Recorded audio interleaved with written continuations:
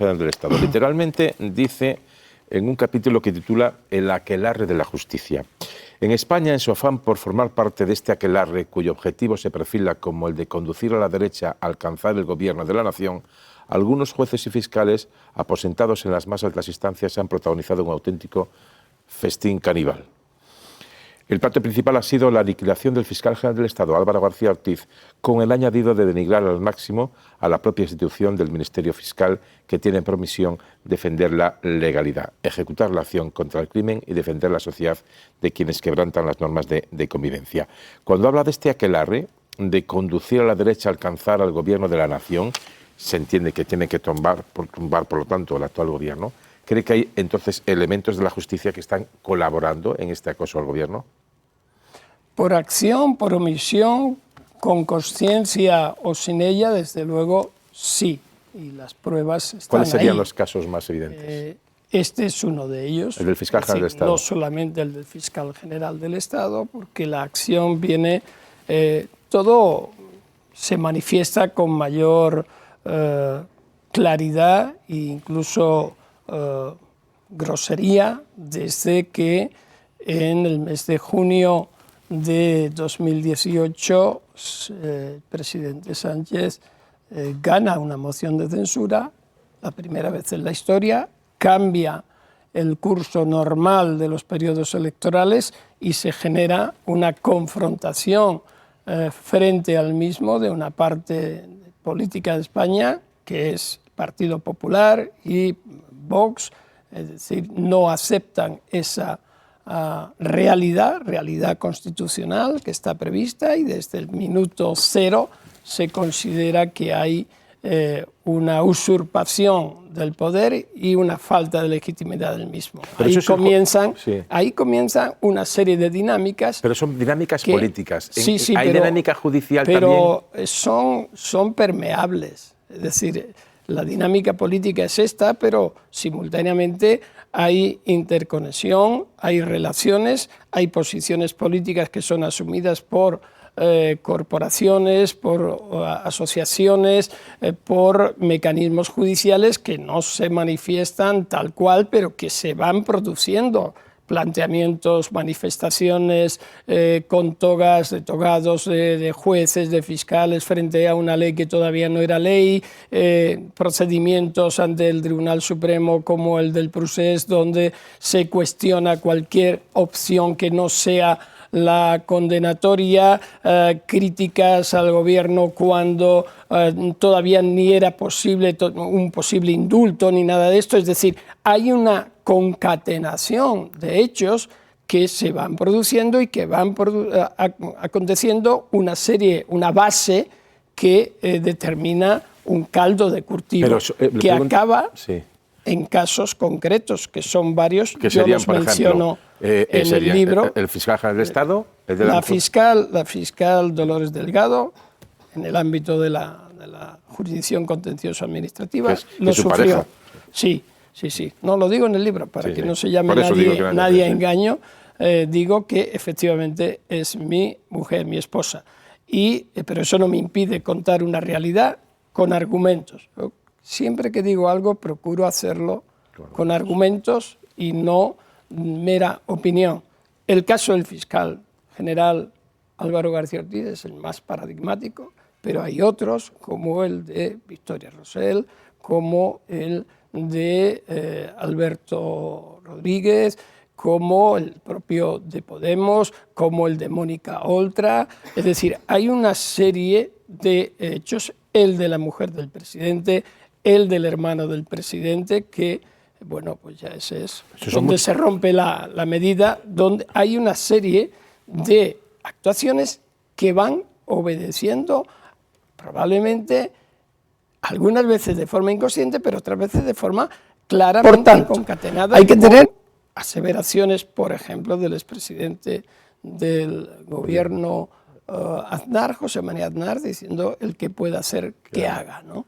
Y suceden varias cosas simultáneamente que yo trato de especificar en el libro, y entonces producen unas consecuencias. Si esas consecuencias se revisten en un momento determinado con unas argumentaciones que fueran consistentes, yo no llegaría a mis propias conclusiones u opiniones, pero si se sustentan en sentencias que claramente son inconsistentes o que incluso con votos particulares específicos cuestionan diametralmente las mismas, uno se puede plantear desde el análisis jurídico de las mismas que algo no está funcionando bien. Y si eso lo trasladamos al momento actual, también.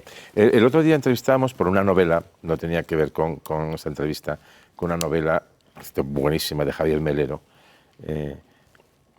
Le preguntaba a Antón Losada si estos casos, claro, la gente que nos está viendo decir, bueno, puede haber un caso o dos, pero ha citado unos cuantos casos, siempre en la misma dirección y siempre después de una fecha, 2018, moción de censura. El abogado Javier Melero, que defendió, me parece que a Joaquín Formen en el procés, decía que más que la moción de censura fue la ley de amnistía, la que al colectivo judicial lo pone de uñas contra el gobierno, o aparte del colectivo judicial. La pregunta es, ¿hace falta un toque de corneta, como usted dice, que pueda hacer que haga, de Aznar, para que los jueces o algunos jueces entren en esta pantalla? ¿O en su opinión, si esto es así como dice, surge ya de forma espontánea porque el caldo de cultivo lo permite? Yo creo que el colectivo judicial, que debo decir que no es bueno la generalización, sino que cuando yo hago estas reflexiones o estas opiniones se refieren a hechos, casos concretos y una dinámica en determinado sector que no solamente es el judicial, sino el del Ministerio Fiscal, con organizaciones corporativas como las asociaciones conservadoras de fiscales que se personan incluso como acusación popular, como la asociación APIF de fiscales, en que doy hechos y datos concretos. Pero es verdad que lo que ocurre es que ese colectivo necesita sentirse apoyado.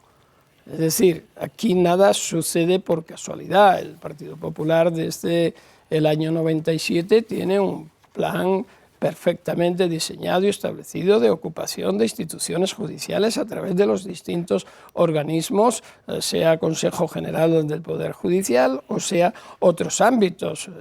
Eso es claro y evidente. Entonces, bueno, es una opción que hacen, pero no quiere decir que eso sea lo correcto y, desde mi punto de vista, tiene que ser puesto de manifiesto. Entonces, no el diario.es que también esperando el toque de corneta, pero desde luego, si tú te sientes protegido en tus desarrollos profesionales y la espalda está asegurada, pues entonces va la cosa funcionando perfectamente y, al contrario, genera una dinámica de retraimiento y de miedo incluso ante esa realidad.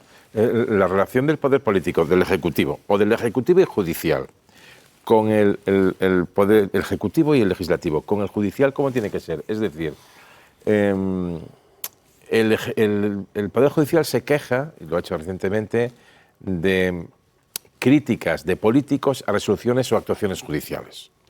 Bueno, eso se refiere en relación a los dos últimos casos. Por ejemplo, los últimos casos. Sí. Pero que van más allá, porque los últimos casos son, pues a lo mejor el registro de la sede del PSOE, el caso Zapatero, Leire 10, que eso es otra cosa posiblemente distinta, pero también seguramente al caso de Doña Gómez, al caso del hermano del Sí, pero presidente. La última manifestación o resolución del Consejo General del Poder Judicial ha sido una llamada de atención de la Comisión Permanente, donde dice que hay que respetar la independencia judicial y también hacer una referencia al derecho de defensa. Y las asociaciones conservadoras de jueces y de fiscales se han publicado un escrito donde todavía se quejan de que ha sido muy suave ese comunicado, esa decisión de la Comisión Permanente. Y yo lo que digo es que es un toque de arrebato que no tiene ningún fundamento. Es decir, en ningún momento veo yo que se esté importunando a la independencia del Poder Judicial.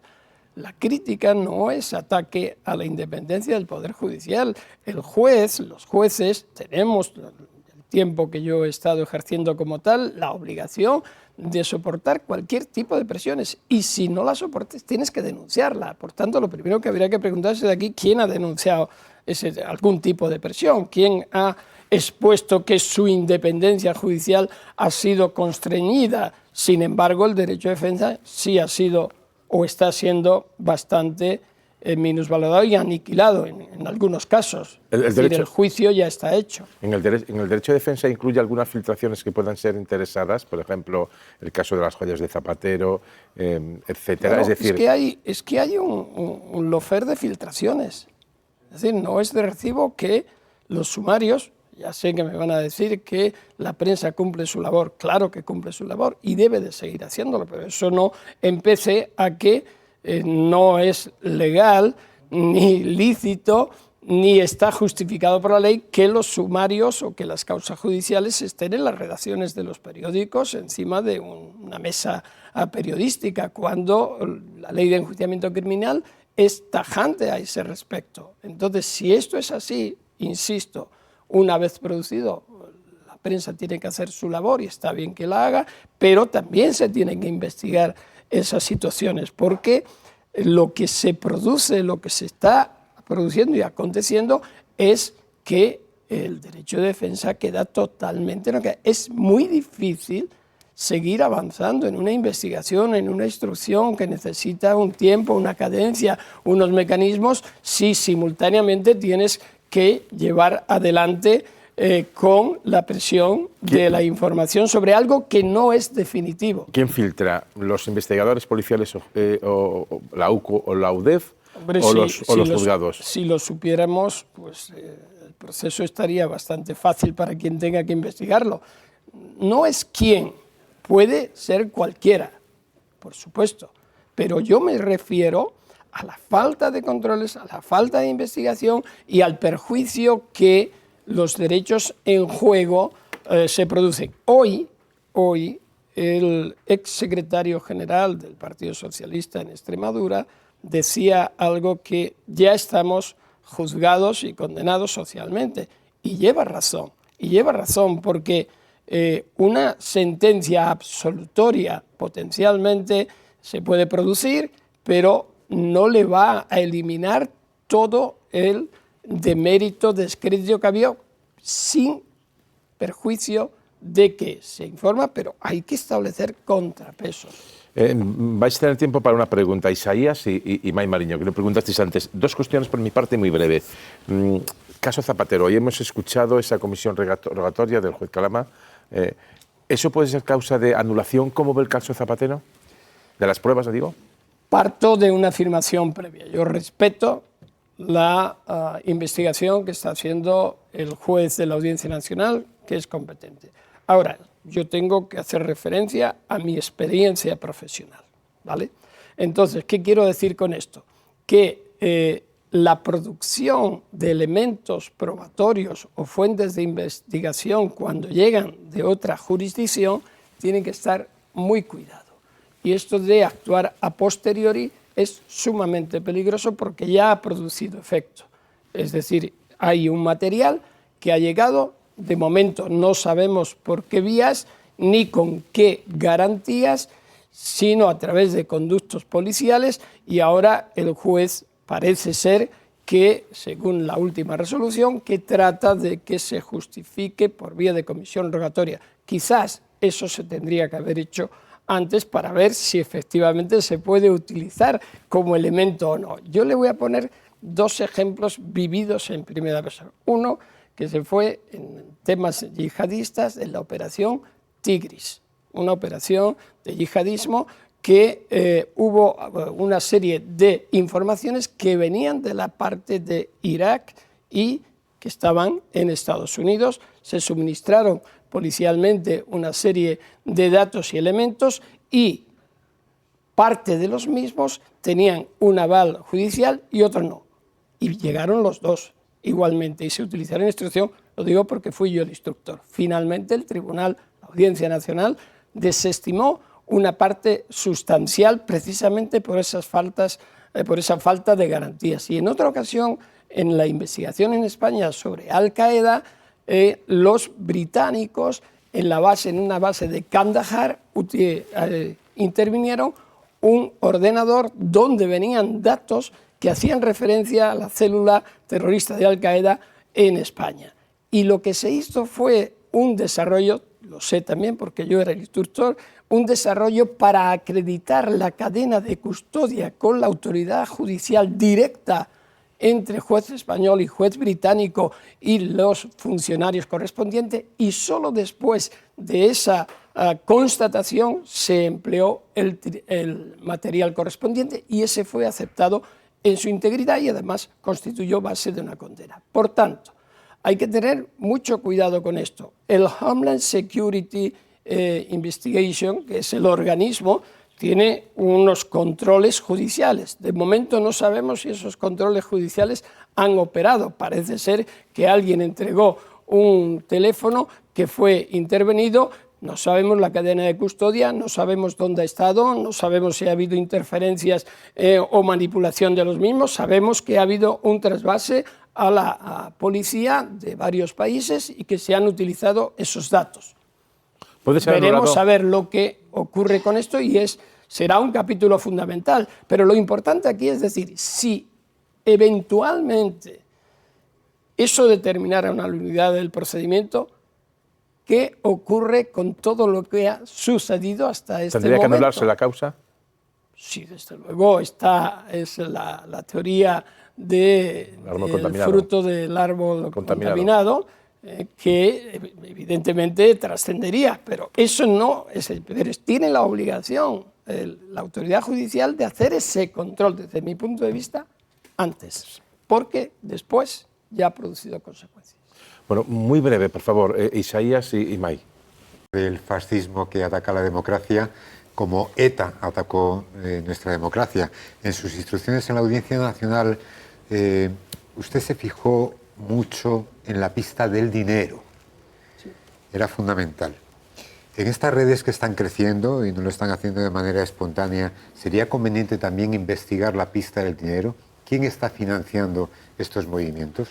Sin lugar a dudas. En el libro La democracia amenazada hay un capítulo sobre la corrupción, sobre los mecanismos, el virus de la corrupción como virus de la democracia, como agente multiplicador y desarrollo lo que pienso al respecto sobre los lobbies, sobre los distintos mecanismos de circuitos de purificación de los fondos correspondientes. Y sí, cualquier organización criminal en su estructura más compleja o más simple, la vía para detectar cuál es su mecanismo, en definitiva, es el de el desarrollo económico y el aprovechamiento de esos circuitos, porque estamos hablando de organizaciones que no tienen un componente ideológico ni siquiera militante, como pueden ser determinadas organizaciones terroristas, sino que solamente es el interés crematístico. Lo que ocurre con esto es que debe de haber la transparencia, es decir, nada impide que se puedan tener cuentas en el extranjero, pero tienen que estar declaradas. Nada impide que uno tenga actividades en el extranjero, siempre que haya una rendición de esos emolumentos en el país donde tengas tu residencia fiscal. Es decir, si se actúa con la transparencia, no veo que haya ninguna dificultad. El problema es cuando se establecen redes o mecanismos para ocultar o deslocalizar esos fondos. Ahí ya es donde entra la valoración del juez, la valoración del fiscal, de las actuaciones procesales y, en definitiva, con las garantías correspondientes, pues hasta donde llegue la conclusión. May. Sí, buenas noches, señor Garzón. Yo me voy con el caso del presidente Zapatero, que le ha planteado antes Xavi. Con lo que conocemos hasta ahora, ¿qué cree que podría pasar el día 17 cuando acuda a declarar? Porque ahí puede incluso levantársele la imputación o darse un paso más adelante de retirada de pasaportes y terminar en algún otro sitio. Y si cree que esa imputación es sólida, tiene base ahora mismo. Por lo propio que estoy diciendo y por mi propia profesión, hacer un juicio de pronóstico, que normalmente nos vamos a equivocar, no sería adecuado. Yo lo que sí digo es que tiene que analizarse la situación, tenemos que hacer una reflexión profunda de lo que está sucediendo y del desarrollo de este tipo de causas, que yo comprendo que por la personalidad de los sujetos afectados tiene una trascendencia social, política, evidente, pero si no somos capaces de discernir realmente lo que es un proceso penal, una investigación, fíjese, en 2015, si no recuerdo mal, se sustituyó la expresión de imputado por la de investigado, y sin embargo, es igual. En todas las noticias que yo he visto en el último mes, no hay nadie que hable de investigado o escasamente. Es decir, ¿dónde nos paramos? ¿Dónde nos detenemos? Entonces, ¿qué vaya a ocurrir? Bueno, habrá que ver cuando llegue el planteamiento de cuestiones de nulidad, si las hay, explicación, por supuesto, pero es que aunque la persona afectada no diera ni una sola explicación, porque es su derecho, le tienen que acreditar aquello que se le imputa. Y si partimos de la base de que determinados elementos pueden ser cuestionables, pues yo no sé lo que hará mi si colega, para usted tenía las pero bases. En todo caso tiene que ser muy transparente, que la ciudadanía comprenda y perciba y que sea la confianza la que se genere, porque si abunda más en esa desconfianza hacia la justicia, pues vamos en un declive muy grave, que es un poco lo que vengo a plantear en este libro. Palabras que dice el Papa, ¿no? Pero está muy clara la doctrina de la Iglesia desde hace mucho tiempo sobre la migración, y la posición del Papa Prevost de León XIV también es muy clara. Imagino que ahora va, aparte de lo que ya ha dicho, va a ser mucho más explícito en este ámbito cuando esté en Canarias. Bueno, pues vamos a ver mañana qué pasa con la visita del Papa. Son 4 días intensos. Se hablaba de que su mensaje migratorio iba dirigido a las élites. Algunos también colegimos o inferimos, que es una expresión muy en moda últimamente, que puede estar refiriéndose a la base de esos partidos para que apoyen un cambio en la actitud de sus dirigentes, de que no pueden estar refiriéndose al inmigrante siempre como el violador, como el ladrón, como el asesino, como el que nos va a invadir.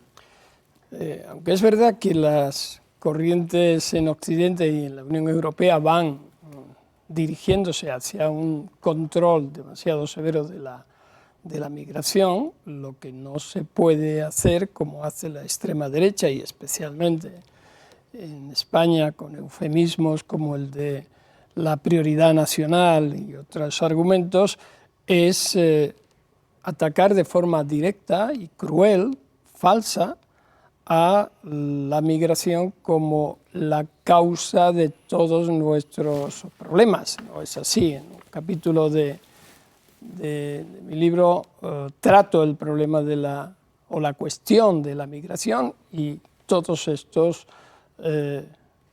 asuntos y problemas que genera y falsedades, lo cual nos lleva a una situación de degradación y de peligrosa deriva hacia un sector muy amplio, cada vez más amplio de la humanidad. No olvidemos que son muchos millones los que están en el momento actual de migrantes, casi 500 millones de personas son migrantes por unas razones u otras en este momento, y 9,5 millones viven en campos de refugiados. Es decir, no estamos hablando de una cosa menor, sino de un problema que probablemente no sabemos o no somos capaces de encontrar el punto de equilibrio, que desde luego no es ni el de la persecución, ni el de la estigmatización, ni el del racismo, cargando contra quienes buscan una vida mejor. Vamos con el libro, La democracia amenazada. Habla de fascismo también directamente en la portada. ¿El fascismo está amenazando ahora a la democracia? Creíamos que podía haber elementos de extrema derecha, y tal, pero el fascismo como tal es una amenaza real. Es algo que se viene fraguando desde hace ya unos años. Es decir, no acudo yo al fascismo clásico que tuvo un momento y una proyección, pero no solamente yo, sino muchos o varios autores, lo que percibimos en estos últimos años, en estos 7, 8 últimos años, es una deriva claramente hacia comportamientos autoritarios, hacia esferas que se definen muy aproximadamente como comportamientos fascistas o, como defiendo en el libro, siguiendo también a Enzo Traverso, posfascistas, ¿no? Es decir, es una mezcla de mecanismos que históricamente forman parte de esa orientación fascista, de segregación, de racismo, de menosprecio, de considerar por tanto a una parte de la población de inferior calidad y otros componentes autoritarios que van hacia un vaciamiento de la democracia en la que en gran parte el dinamismo lo asumen esas posturas xenófobas, racistas, de negación de valores democráticos fundamentales. Si unimos todo esto, realmente lo podemos llamar de esa forma o de otra, pero es el componente. Habla mucho en el libro de la calidad de la democracia, de nuestro país, de la relación poder político, poder judicial. Con su visión, ha sido usted juez de la Audiencia Nacional, jurista de reconocido prestigio y analista de la situación política y judicial de nuestro país. ¿En qué momento estamos de la relación poder judicial y poder político en España? Hay una gran tensión entre ambos espacios. Los poderes del Estado dicen que son o están separados, pero realmente son contrapesos unos de otros y todos ellos forman el concepto de Estado y de institucionalidad.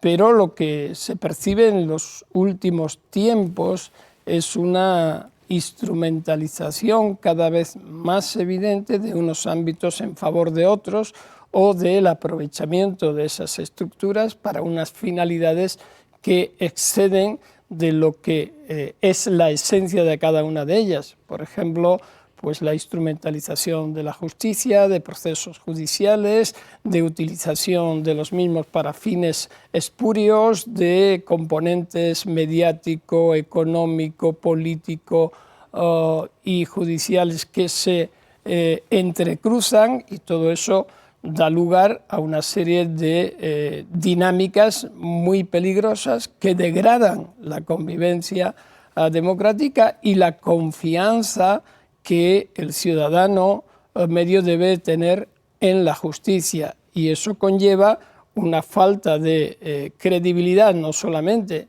en la justicia sino también en la política y consecuentemente una desafección que genera y que favorece a su vez todas las dinámicas ultras que estamos viendo que se imponen. Habla del caso.